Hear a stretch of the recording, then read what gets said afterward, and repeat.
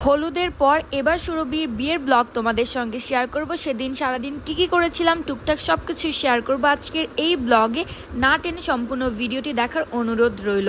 আসসালামু আলাইকুম, hello everyone, this is Silvi and I am from SR stories. I hope you all are doing good. প্রথমেই সবাইকে জানাই শুভ সকাল। আর সকালবেলা কিন্তু আমি খিচুড়ি খাচ্ছি, আর এটা হচ্ছে অবশ্যই বিয়ে বাড়ির খিচুড়ি। সকালবেলাতে বিয়ে বাড়ি থেকে খিচুড়ি খাওয়া হয়, এটা সবাই জানো হয়তো বা মোটামুটি। দেন আমি হচ্ছে ঝটপট রেডি হয়ে নিলাম, যেহেতু বাসায় অনেক গেস্ট ছিলেন। ওই মুহূর্তে সবাই রেডি হয়েছেন, তখন আর কোনোভাবেই সম্ভব হয়নি get ready with me video share করার, তাই ঝটপট করে রেডি হয়ে নিলাম। আর জানোই তো পায়ে হেঁটেই চলে আসা যায় বিয়ে বাড়িতে। এসেই হচ্ছে খাওয়া দাওয়া শুরু। আর প্রতিবারের মতো রিফাতি হচ্ছে সবসময় কাজনদারি করে আমাদের। স্টার্টারেই হচ্ছে সালাদ থাকে, তারপর হচ্ছে পোলাও, দেন হচ্ছে বাকি খাবারগুলো দিয়ে দেয় আর কি। তারপর হচ্ছে রিফাত আমাকে একটু মহব্বত করে খাওয়াই দিচ্ছিল।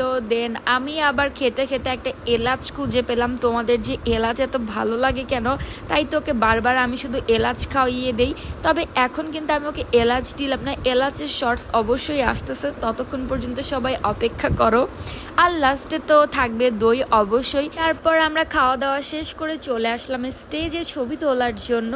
বউ কিন্তু অলরেডি চলে এসেছে, আর বউকে কিন্তু আজকে স্টেজে আনা হবে না আগে, কারণ বরের বাড়ির লোক আসবে, অর্থাৎ বরযাত্রী আসবে, তারপর হচ্ছে চিন্তা ভাবনা করা যাবে। আমরা কিন্তু উপরে বউকে দেখতে চলে আসলাম। সেই কিন্তু দেখছি যে বউকে আগে খাইয়ে দিচ্ছে, এটা একটা ভালো গুণ, কারণ বিয়ে বাড়িতে কখন না কখন খাবে, এই জন্য আগে আগে হচ্ছে ওকে খাইয়ে দিচ্ছে। তারপর হচ্ছে আমরা সুরভিকে দেখার পর চলে আসলাম একদম নিচে। এখন অনেকেই বলবে যে বউয়ের মুখে হার্ট শেপ কেন, স্টিকার কেন। আমি হচ্ছে এটা ওর মুখের মধ্যে দিয়ে দিয়েছি, কারণ একটু রেস্ট্রিকশন আছে, যেটা আমি আমার হলুদের ব্লগেও বলেছি। যারা যারা দেখেছে সম্পূর্ণটা তারা হয়তো বা জানো।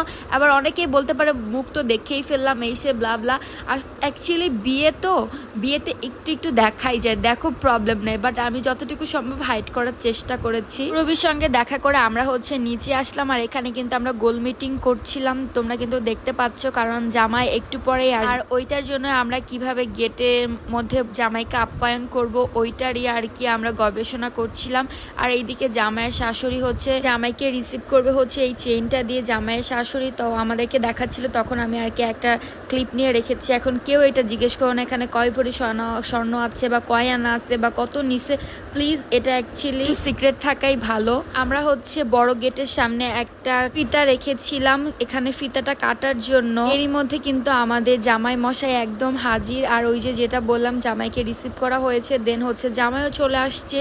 তারপর হচ্ছে জামাইয়ের সামনে যে খাবারটা দেওয়া হয় ওইটা নিয়ে এখন সবাই টানাটানি করবে, কারণ এটাই হচ্ছে নিয়ম যে বিয়ের দিন জামাইও বেশি খেতে পারে না, বউ খেতে পারে না, হোয়াট এভার। দেন হচ্ছে এই সেই কাঙ্ক্ষিত মুহূর্ত যখন হচ্ছে বিয়ে পড়ানো হচ্ছিল। তারপর হচ্ছে বিয়ে পড়ানোর শেষে ওকে হচ্ছে আমরা বিদায় দিয়ে দিলাম, টাটা বাই বাই। সে কিন্তু বেশ হ্যাপি ছিল, মাশাআল্লাহ, দেখেও ভালো লাগছিল। আর এখন আস্তে আস্তে তোমাদের থেকেও আমার বিদায় নেওয়ার সময় চলে এসেছে। মানে আজকের ভিডিওটা এখানেই শেষ করছি। আই হোপ তোমাদের সবার কাছে আজকের ভিডিওটি ভালো লেগেছে।